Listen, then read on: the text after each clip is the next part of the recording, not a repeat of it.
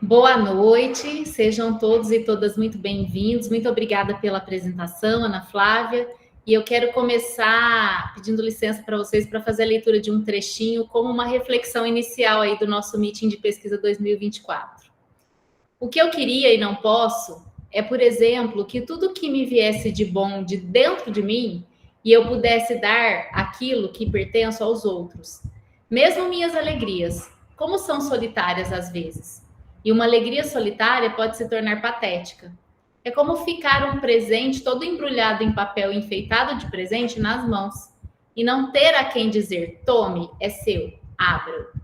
Não querendo me ver em situações patéticas e por uma espécie de contenção, evitando o tom de tragédia, raramente embrulho com papel de presente os meus sentimentos. Pertencer não vem apenas de ser fraca ou precisar unir-se a algo ou a alguém mais forte. Muitas vezes a vontade intensa de pertencer vem em mim, de minha própria força. Eu quero pertencer, para que a minha força não seja inútil e fortifique uma pessoa ou uma outra coisa. A vida me fez de vez em quando pertencer, como se fosse para me dar a medida do que eu perco não pertencendo. E então eu soube, pertencer é viver. Então eu quis começar esse nosso meeting de pesquisa 2024, renovando a nossa parceria com o Unifeob desde 2015 e trazendo para nós, não só para as nossas mentes, que é um trabalho intelectual, mas para os nossos corações, né, de que estar juntos nos leva muito mais longe. Sozinho a gente faz pesquisa também, mas não é um caminho fácil, né? É um caminho árduo. Então, nesse percurso da pesquisa científica, que a gente possa contar um com o outro, que a gente possa ter a humildade de pedir ajuda, né? E de nos fortalecer, levando esse sentimento de pertencimento ao nosso curso, à nossa sala de aula, aos nossos professores, à nossa instituição.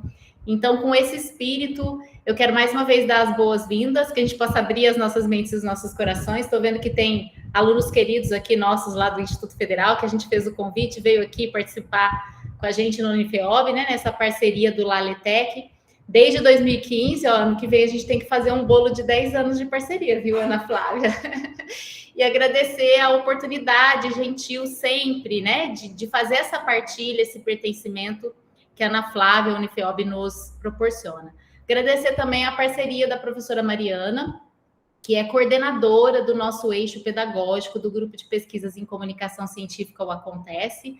Ela leva os trabalhos aí do Laletec, né, o Laboratório de Letramento Técnico Científico, que faz essas ações de ensino para a ciência, para a pesquisa. E aí nós vamos estar com vocês em 4 momentos, né, desenrolando o que hoje a gente vai encapsular num documento que é o projeto de pesquisa. Então, depois, fazendo dobradinha comigo, a professora Mariana vem falar do referencial teórico, que aí vocês já vão estar com os projetos aprovados, vão começar a desenvolver as pesquisas, depois ela vem falar sobre metodologia, e mais para o final do ano, quando se aproximam aquelas datas dos eventos, eu volto para falar com vocês sobre a submissão do resumo científico já, né, um mini artigo, o trabalho em andamento aí para os eventos. Então, a gente vai fechar esse ciclo só pavimentando um pouquinho o olhar para o futuro, para que a gente possa estar na mesma página agora e saber vislumbrar onde queremos chegar, qual que é o nosso propósito por trás disso. E falando em pavimentar o olhar para o futuro, projeto é isso, né? Projeto significa lançar-se para frente, né? Projetar, fisicamente falando. E de maneira abstrata, aqui, quando se faz uma pesquisa, o que a gente vai lançar para frente? Né? Os nossos objetivos, os materiais e métodos que vamos empregar, né, para poder transformar esses objetivos em resultados e estabelecer uma conclusão a partir de um problema que a gente quer resolver. Então, mais importante do que escolher um tema para o projeto, porque o ponto de partida é escolher um tema, né? Eu estou aqui porque eu quero pesquisar, eu quero me inscrever nesse edital de iniciação científica do Unifeob. Vou escrever um projeto, preciso fazer parceria com o professor aí, escrever um projeto, submeter esse edital, que vai abrir agora, final de março, e ficar aberto até final de abril, para fazer durante um ano uma iniciação científica, né? Uma pesquisa com orientação de um professor.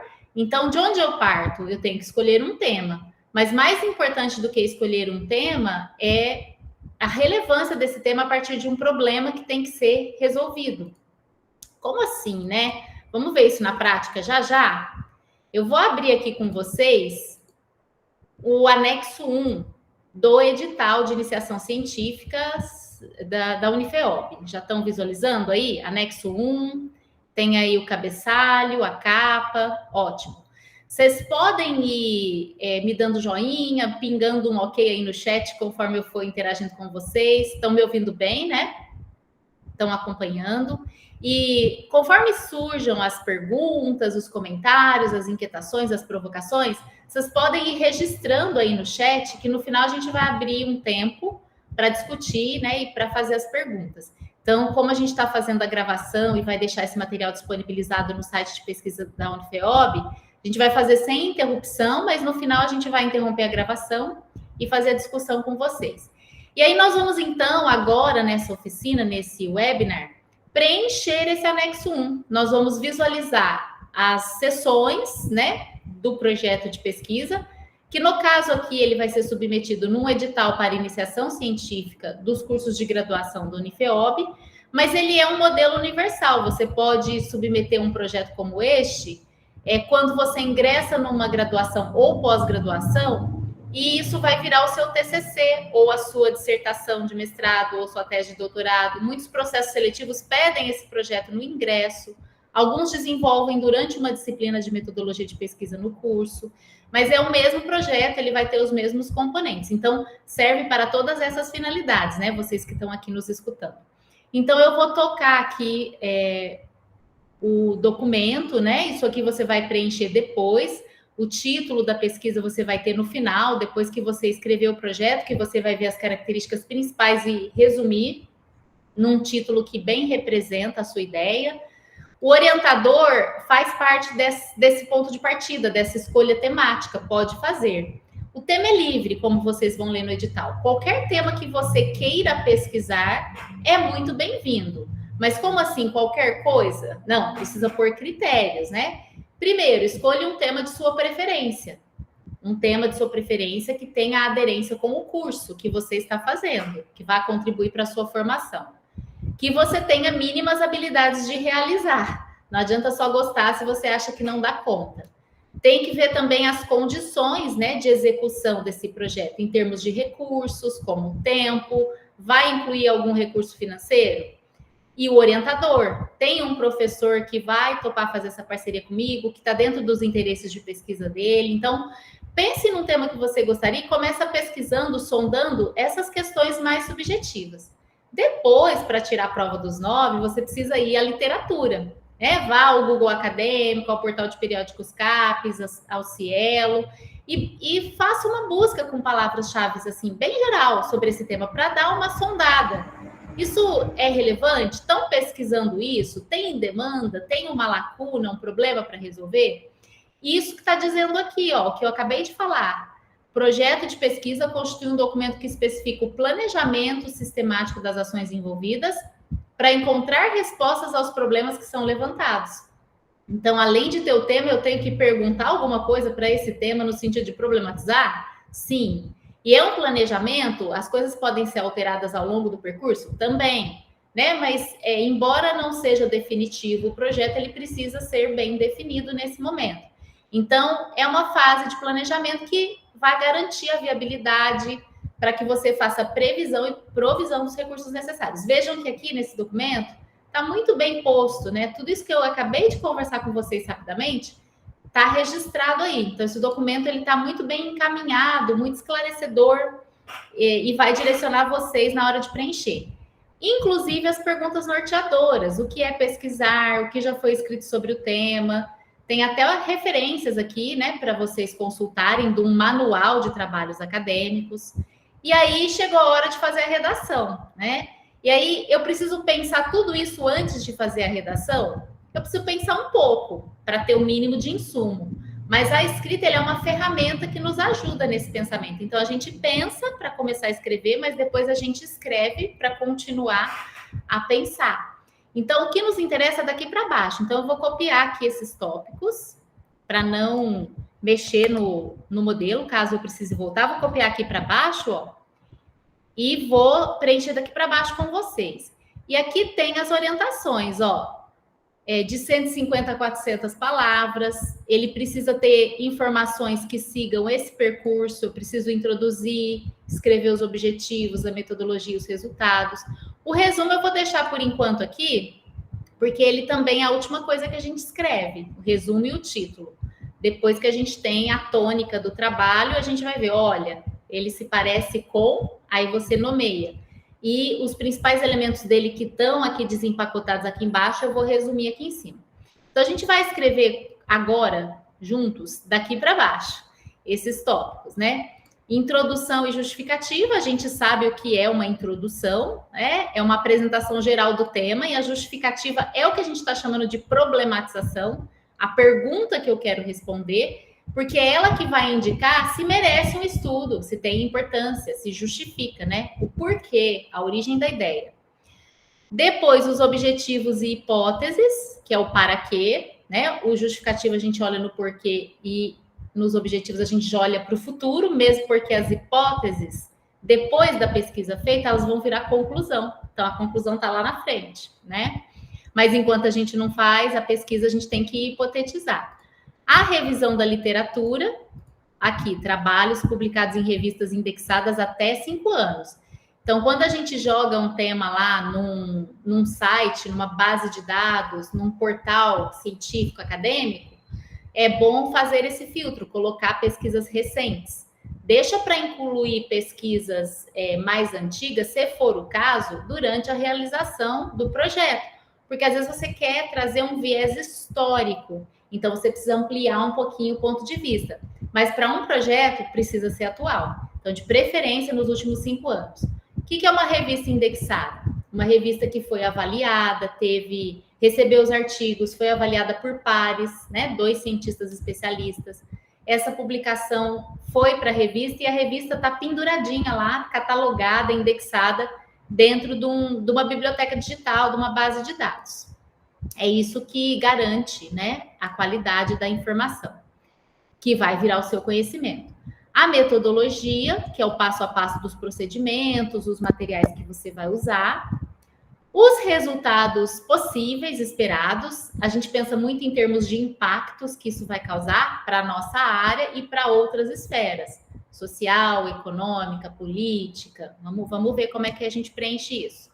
A lista de referências de acordo com a BNT, que no momento do projeto não precisam ser muitas, o suficiente para sustentar aquilo que você está argumentando, que vai desenvolver. Não sei, 3 artigos, um livro, 5 referências. E aí você vai ter essa noção dessa suficiência ao pedir ajuda aí para um professor, né, que vai depois ser o seu orientador. E aqui colocar esses materiais e métodos, né, essa metodologia, esse passo a passo, numa linha do tempo. Então, a gente lista aqui as atividades, são 12, porque são 12 meses, né? Depois aqui você precisa gerar um PDF, assinar e colocar lá junto com a documentação para submeter. Então, nós vamos preencher aqui, ó, esses 7 tópicos neste momento. Tudo bem até aí, gente? Posso continuar? Certinho. Qualquer coisa, chamem aqui no chat, vão colocando as perguntas. Eu vou aumentar aqui um pouquinho o zoom, dar um zoom no documento, nem tanto, né? Tá bom. Então, agora eu vou convidar a professora Mariana. Deixa eu ver aqui que eu escutei um barulhinho. Tá, o pessoal tá me sinalizando que sim, então estão todos conectados comigo, estou feliz. Então, vamos lá, vou convidar aqui a professora Mariana para a gente modelar na prática como seria essa conversa estudante-orientador, né, a partir de um tema que se teve a ideia de pesquisar. Como é que a gente vai conversando e registrando isso por escrito, né? Tá anotada aqui a sua dúvida, viu? Sobre objetivo específico e hipótese. Nós vamos esclarecer isso já, viu, Caroline, Caroline? Agradeço aí a sua participação. Ô, Mariana, vamos lá então, me conte o que você quer pesquisar, estudar. Então, no momento, eu estou envolvida com o estudo de metáforas. Uhum. Me conte mais sobre isso. Metáfora, o quê, para quê, por quê? Então, a minha intenção é estudar metáforas conceituais dentro de uma obra literária. Você já escolheu essa obra literária? Já escolhi. Já escolhi. É O Senhor dos Anéis. É um livro, isso? Sim, é um livro que foi publicado em três volumes. Mas não é uma série, é um livro. E você vai olhar essas metáforas dentro desses 3 volumes? Isso, dentro dos 3 volumes. E o que é metáfora conceptual? Você pode me explicar? Que eu não sou da área, eu não específica de metáfora, né? Eu sou de línguas, mas é uma coisa muito específica. Me conta aí o que é. A ideia da metáfora conceptual é você explicar uma coisa em termos de outra. Então, às vezes a gente tem dificuldade de expressar os nossos sentimentos, nossos medos, as nossas vontades, e aí a gente acaba usando e pegando emprestado algumas expressões de outras situações mais concretas para poder explicar isso que a gente está passando. E então, você... pode falar. Então, basicamente, é explicar uma coisa em termos de outra. Tá bom. Bem resumido. Aqui na sua revisão da literatura, você vai precisar estudar conceituais que você acabou de me explicar. E você conhece autores já? Você já leu sobre essa teoria? Um pouco. Eu conheço o Lakoff Johnson. Você sabe qual obra? Tem o Metáforas da Vida Cotidiana. Metaphors We Live By. Então, na sua metodologia, o seu objeto de estudo vai ser O Senhor dos Anéis. Isso. Trilogia? Chama isso? Então pode deixar o volume único, todos os livros. As pessoas, então essa é uma coisa que até as pessoas acreditam que que são 3 livros, né? Que é uma série, mas na verdade é um livro só que foi dividido em 3 para efeitos editoriais, né? Para propósitos editoriais. Então é um volume único, mas a continuação das três aventuras. Olha só, que bom que você esclareceu, tá vendo? Eu sozinha não ia saber, porque se a gente põe trilogia, dá a ideia que são 3 obras. Na verdade, é uma obra. É uma obra só. E você vai investigar ele todo nas suas 3 Isso. São 1.202 páginas. Certo. E me conte uma coisa, o que tem a ver metáfora cotidiana com O Senhor dos Anéis? Então, boa pergunta. Boa pergunta. O que tem a ver metáfora conceptual com O Senhor dos Anéis? A gente tem uma ideia assim de que na obra literária a gente vai encontrar diversas metáforas sempre, né? Mas o que eu estou interessada em enxergar é aquilo que passa despercebido aos nossos olhos e que pode organizar a estrutura inteira de uma obra em torno de conceitos específicos. O uso de metáforas em obras literárias transmite conceitos como X, Y, Z. Isso. Você consegue, não precisa agora, mas depois você vai pensar e você vai desenvolver melhor isso no projeto antes de você entregar. Mas você consegue, conhecendo, eu estou imaginando que você conhece muito a obra Senhor dos Anéis, né? Por isso que você quer investigá-la, certo? Sim. Você consegue, é claro que você vai fazer a pesquisa de 1 ano e vai descobrir muito mais. Mas só como leitora dessa obra e conhecedora das metáforas conceituais, porque é o seu curso de letras e tal, nesse momento você já enxerga algumas metáforas ali quando você lê? Já consigo enxergar. Você tá. Então aqui, ó, você vai colocar pelo menos alguns exemplos nessa introdução para mostrar um pouco de problematização, de conhecimento de causa. E aí você disse que essas metáforas elas transmitem esses conceitos, mas assim não é já senso comum a gente pensar que a literatura tem metáfora? Quando a gente lê poesia, a gente escuta música, a gente vai ao cinema, a gente já não percebe essa metáfora, porque você falou que tem algumas que ficam meio escondidas, que passa despercebido. Sim, a gente já é meio que dado, né? Literatura anda de mão dadas com metáforas, né? Mas o meu interesse é em estudar as metáforas conceituais, que são a base da cognição, e ver aquilo que realmente organiza toda a estrutura da narrativa com conceitos que são do concreto, conceitos que vêm daquilo que a gente consegue enxergar, como se fosse do físico, né? Do concreto mesmo. Onde que você digitou agora? Metáfora conceptual, cognição, narrativa, concreto, abstrato. Concreto e abstrato. Você falou cognição e narrativa. Isso. Aqui, nesses conceitos que você vai trazer como exemplo, você pode só contar agora para nós, para a gente poder entender, algum conceito abstrato que a obra quer veicular, ou para ensinar, ou para falar sobre, ou para discutir, que é abstrato, que é um conceito abstrato, e que o autor usa essa metáfora para deixar mais concreto? Sim, por exemplo, o conceito de o que é mal, o que é maldade, né? Como que a gente explica a maldade das pessoas? E dentro ali, você percebe que todos os elementos da obra que são maus, que representam esse domínio do mal, são representados por cores escuras, por sombras, por ausência de luz, escuridão, a própria palavra escuridão, ao mesmo tempo em que as coisas que são boas são retratadas como claras, como iluminadas, com muita luz, com brilho. Então, dá para perceber que tem essa polarização de dois conceitos, né? Bondade e maldade, em dois conceitos, em dois domínios que também são antagonistas, que seria escuridão e claridade. E luz. Então, você me diria que uma pergunta que você gostaria de responder é como as metáforas de luz e escuridão transmitem conceitos da maldade e da bondade na obra? Sim. Ou você quer ampliar um pouco mais essa pergunta? É só isso que você vai investigar?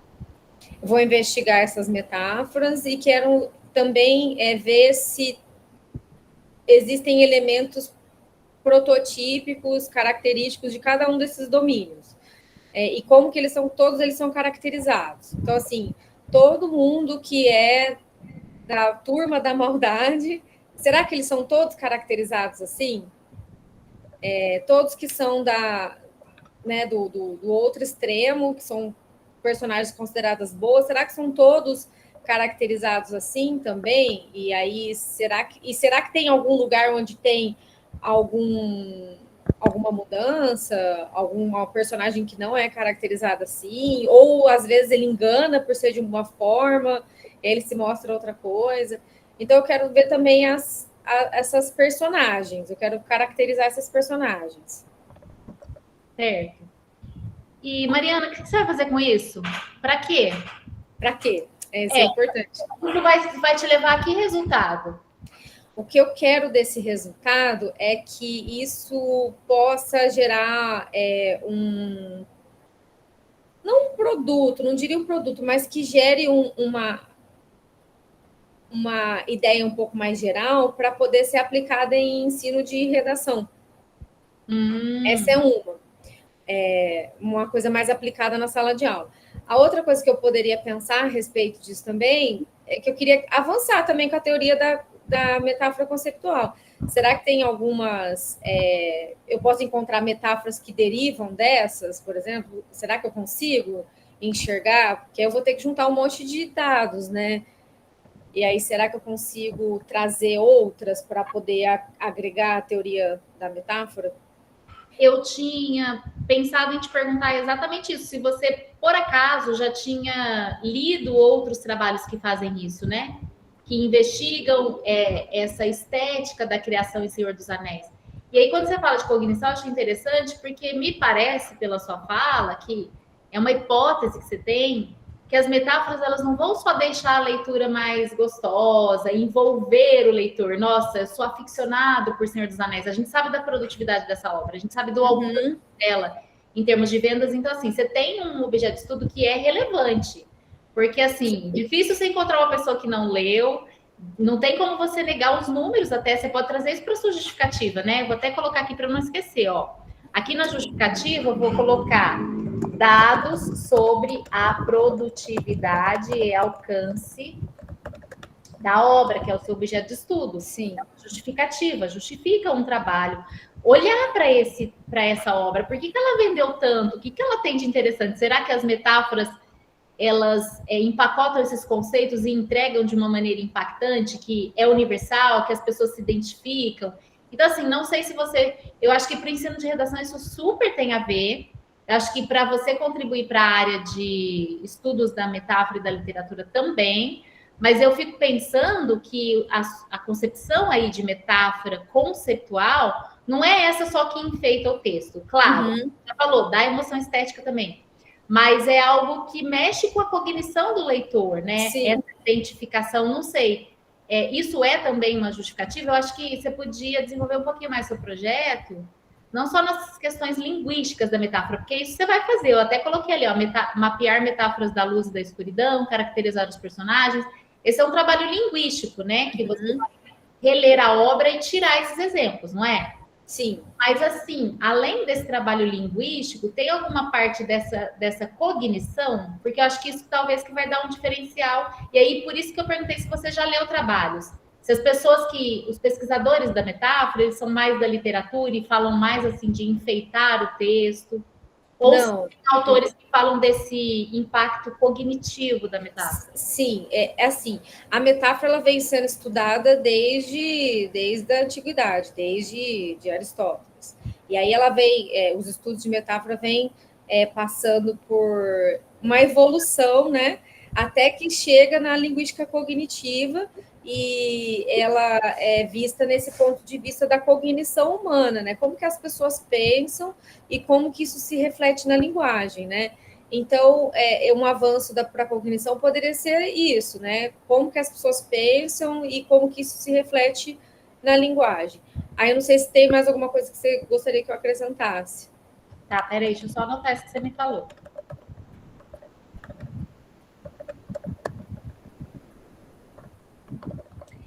E você, uma curiosidade agora, você acha que como chama o autor do Senhor dos Anéis? É o Tolkien. Você acha que o Tolkien usou isso de caso pensado? Porque assim, eu sei que você vai investigar a produtividade dessas metáforas, talvez você queira até quantificar, não sei. Talvez você queira falar, olha, ele usou muito e isso deu esse impacto X. Mas acho que quando ele usou isso naturalmente, porque é um mecanismo cognitivo do ser humano, a gente pensa assim. Você acha que por ele querer vender, ele usou isso? Não, eu acho que nesse caso não era totalmente deliberado, não. Eu acho que ele realmente era a visão de mundo dele, de como que ele enxergava, como que ele polarizava as criaturas do bem, do mal. Eu acredito nisso, eu acredito que não é só uma questão estilística, porque às vezes questões estilísticas acontecem muito pontualmente. Essa é toda uma obra que está ancorada em cima de dois conceitos. Eu tenho essa hipótese, essa ideia. Tá.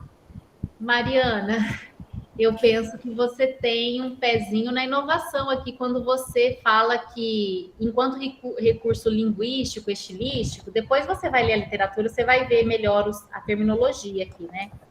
Eu estou tentando colocar em nomes científicos o que você está me contando aí na prática, que está muito gostoso de ouvir. Mas eu acho que quando você fala é uma visão de mundo dele, não tem como ele não falar desse jeito. E isso apela tanto para quem lê, né, dada a produtividade e alcance da obra. Então, acho que essa identificação com a narrativa, né, essa questão, eu acho que você vai chegar aí em recursos universais, e eu penso que você não só contribui para o professor que quer, olha, gente, vamos ler O Senhor dos Anéis, veja como ele faz, e na medida do possível, você vai escrever um texto. Claro que aqui no projeto de pesquisa não dá para a gente usar metáfora, mas dá para a gente usar a metáfora não só na literatura, em vários tipos de discursos argumentativos. Então, até na redação do Enem, como um recurso de presença ali no desenvolvimento de um argumento, você lançar mão de uma metáfora, claro, que tem a ver com o gênero dissertativo. Acho que, assim, é muito valoroso você voltar essa pesquisa, né, o público-alvo, pensar na audiência dessa pesquisa como professor, que vai falar, nossa, tem como eu pegar uma coisa que o aluno gosta, que é a literatura, para ensinar metáfora, e ele pode usar para várias coisas na redação, né? Eu acho que isso é muito legal. Inegável que você vai avançar no estudo dessa interface metáfora e literatura, né? Mas eu penso que escritores também que queiram usar metáfora como um recurso, né? Não sei, você tinha pensado nisso? Não tinha pensado. E contribuir para escritores, né, de obras literárias. O que você acha? Eu acho que sim, eu não tinha pensado. E aí, deixa eu te perguntar uma coisa. Você vai fazer como isso, hein? Você vai usar Senhor dos Anéis, a leitura desse volume único, você já leu, você já conhece e tal. Sim. Mas como que vai ser o seu procedimento? Você vai ficar grifando as metáforas? Você vai usar algum software, alguma coisa? Porque é muita coisa, né? É muita coisa. Essa parte dos dados, de compilar os dados, eu acho que é uma das partes mais difíceis para a gente que trabalha com um volume grande, né? Que o livro, que eu comentei, são 1.200 páginas. Então, o ideal seria que eu usasse um software, que eu precisaria pesquisar para poder buscar, né? Só que para usar um software e buscar, eu preciso escolher palavras-chave, né? Para poder fazer essa busca, que nem como se eu estivesse fazendo uma busca no Google, né? Tem que escolher as palavras-chave corretas que vão me trazer as ideias que eu quero. Aí, como lá em cima eu comentei de coisa de luz, escuridão, a minha ideia é que eu procure dentro dessas duas áreas primeiro, né? Certo. Você tinha falado, eu tinha esquecido de anotar, agora você repetiu. Agrupar em domínios semânticos bem versus mal as metáforas de luz e escuridão, né? Isso. Depois que você procurar essas palavras, que são essas metáforas que transmitem esses conceitos, você vai fazer 2 domínios semânticos, como se fosse um mapinha, e ligar essas palavras nesses domínios semânticos. É isso, né? Isso. Você vai quantificar? Você vai fazer um quadro para falar quanto de metáfora tem, ou isso não é importante para você ou para o seu objetivo?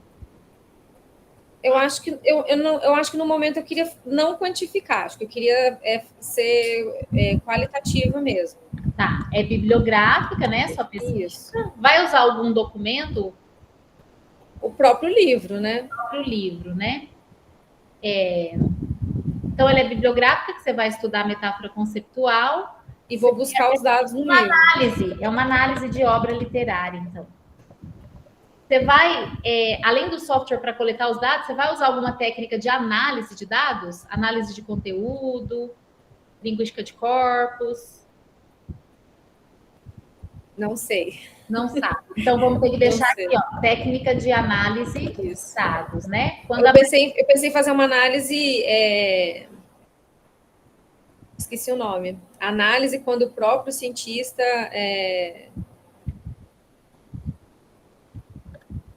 Me fugiu. O próprio cientista... Bom, vai ter o webinar da professora Mariana do Tech, e aí você vai conhecer os tipos de metodologia que você vai escolher. Mas para pôr no projeto, você vai ter que pesquisar alguma, né? Mas vamos deixar aqui. Introspectiva. Análise introspectiva. Deixa eu ver. Então, aí, a análise introspectiva de dados, ela entra como método. É o instrumento. Eu conheço uma técnica de análise de dados que eu posso te mostrar, que chama-se ALI, Análise de Livre Interpretação. Sim. E o pesquisador, isso é muito usado na área de humanas, de sociais, educação. O pesquisador, sendo grande conhecedor do seu objeto de estudo, ele tem grande experiência, que é o seu caso, a gente está percebendo, e também vai se apropriar muito da teoria, ele vai significar os dados, a partir da experiência dele, à luz da teoria. Então, conforme ele vai lendo os resultados dos dados de análise que ele coletou, ele vai escrevendo reflexões sobre isso, voltando no referencial teórico e retomando aqueles conceitos, né, teóricos, e mostrando, tá vendo que na prática aconteceu isso? Né, a partir da sua experiência.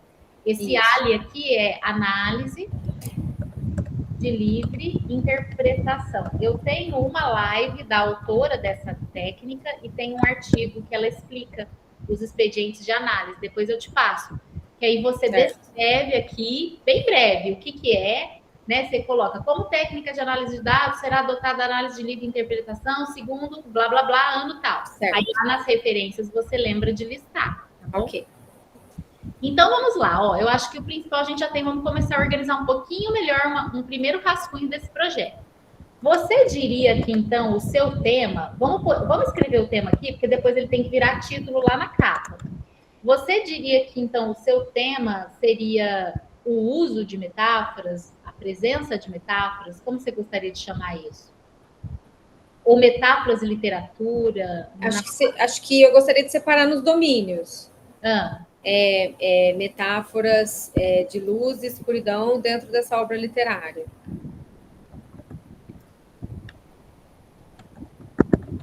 Vamos deixar, por enquanto, assim? Sim.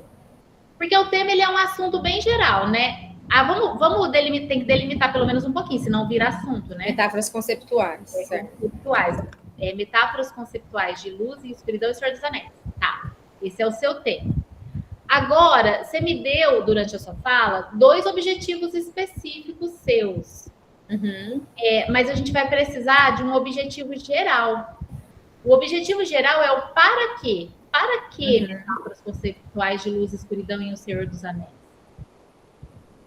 Talvez, quer ver? Peraí, vamos fazer o seguinte, ó. Essa é uma pesquisa descritiva. Eu acho que antes da gente chegar nisso, vamos só marcar aqui, ó. Acho que fica mais fácil a gente pensar nas hipóteses primeiro, para não confundir hipótese com objetivo específico. Embora das hipóteses a gente possa tirar os objetivos específicos. Então, assim, você pode terminar a sua introdução aqui com a pergunta problema, né? Porque na introdução você tem que contextualizar. Aí eu escrevi um pouquinho aqui da contextualização. Falta ainda contextualização sobre a obra. Eu fiz uma contextualização do que você falou de metáfora e literatura, mas dá para engrossar isso aqui um pouquinho. Não precisa muito. Procura alguns dados disso que você sente, né? E coloca aqui uns 2, 3 parágrafos. Aí você pode terminar a introdução, porque assim, na introdução, deixa eu até pôr uma anotação aqui, você tem que contar o que você vai estudar, quem, como, onde, quando, qual que eu esqueci? Por quê? Em linhas gerais, né? Não pode contar tudo porque a pesquisa ainda não foi feita, mas com as suas palavras aí você responde essas perguntas. Aí você pode terminar a introdução com a pergunta problema que vai justificar o que ainda não foi respondido. Né? O projeto é para isso, a pesquisa é para isso. É claro que depois, antes de entregar o projeto, você vai ler a literatura para ver se não foi respondido mesmo essa pergunta. De repente, você encontrar algum trabalho que já respondeu, vai ter que mudar a pergunta. Pode ficar com o mesmo tema, mas ao invés de perguntar como, vai ter que perguntar qual que é a causa, qual que é o efeito, até que ponto, por quê, né? Então, você me falou que as metáforas de luz e da escuridão, elas transmitem conceitos de bondade e maldade. Na verdade, essa é a sua primeira hipótese, né? Sim.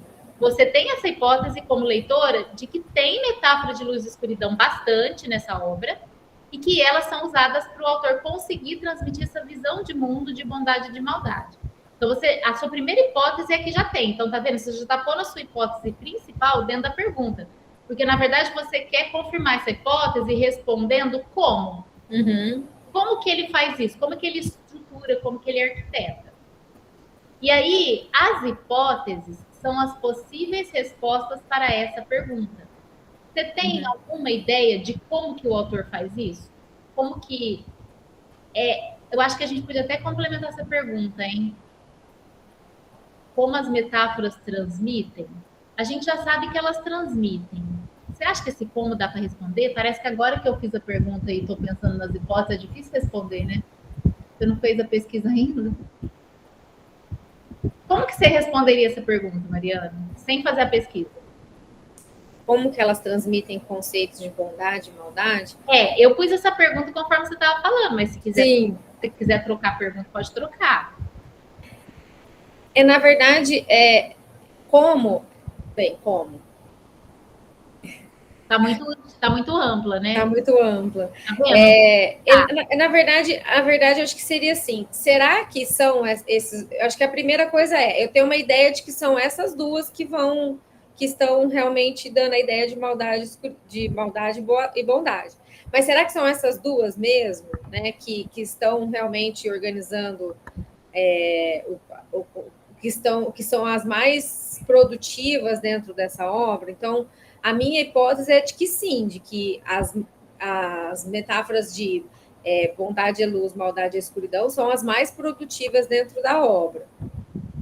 Então, acho que a minha primeira pergunta seria, será que são essas duas mesmo? E aí, como que ele faz? Seria assim, quais são os esquemas que ele usa, né?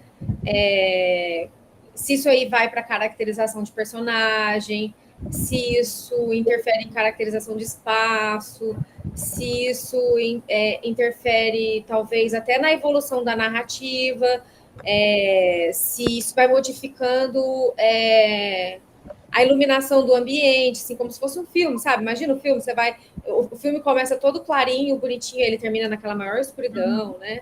Por que quando eles estão numa situação ruim tem que estar escuro? Não podia estar claro? Então, na verdade, eu acho que você quer saber quais são as metáforas conceituais mais produtivas em O Senhor dos Anéis. Quais são as metáforas que regem a obra? Ótimo. Quais são as metáforas conceituais que regem a obra? Tá vendo, gente? Como que escrever não acerta de primeira? Tem que escrever e reescrever. Então, quando a gente fez a pergunta, a hipótese já estava encapsulada dentro da pergunta. E, na verdade, a hipótese não é a pergunta. A hipótese são as possíveis respostas para essa pergunta. A pergunta é o que justifica você pesquisar, é o problema que você vai responder.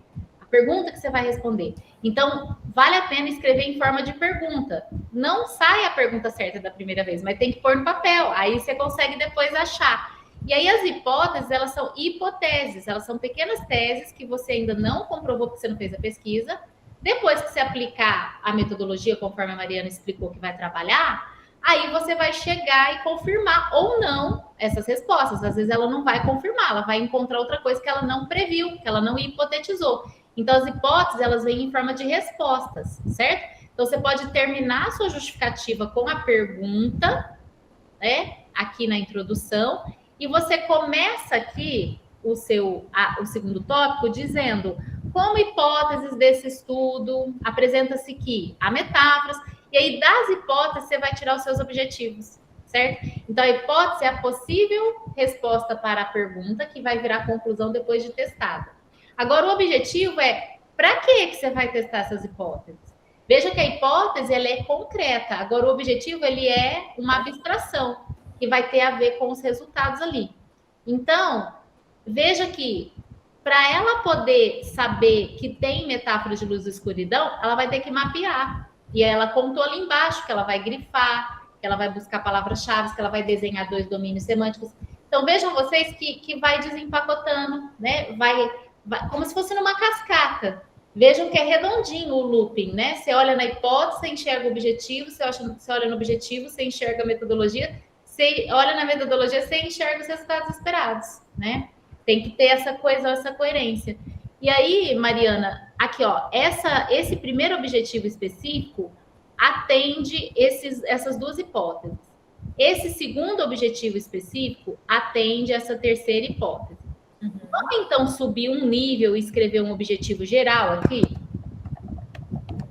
Depois que você atingir o objetivo de mapear as metáforas e caracterizar os elementos da narrativa, aqui ampliou um pouquinho, né?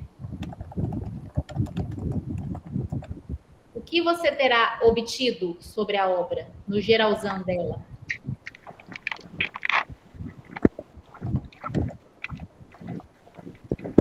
O que você acha?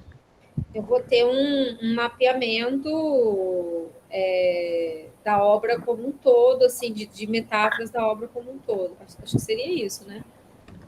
Um mapeamento.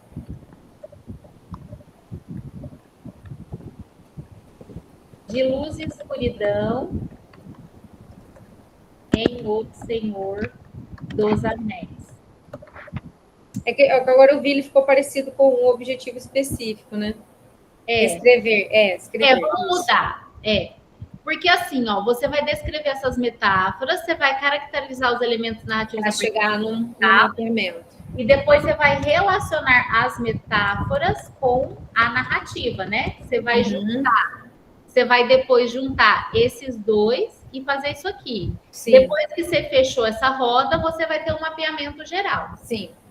Vejam, gente, que o objetivo geral ele ficou muito parecido com a escrita do tema, e é assim mesmo. Vai falar, mas eu vou ficar repetitivo? O máximo que você pode fazer é mudar um verbo aqui, né, para não ficar. Pode pôr identificar, que é uma pesquisa descritiva, né, Mariana? Sim, uma pesquisa Você descritiva. não quer testar nenhuma hipótese, ir a campo, laboratório, nada disso.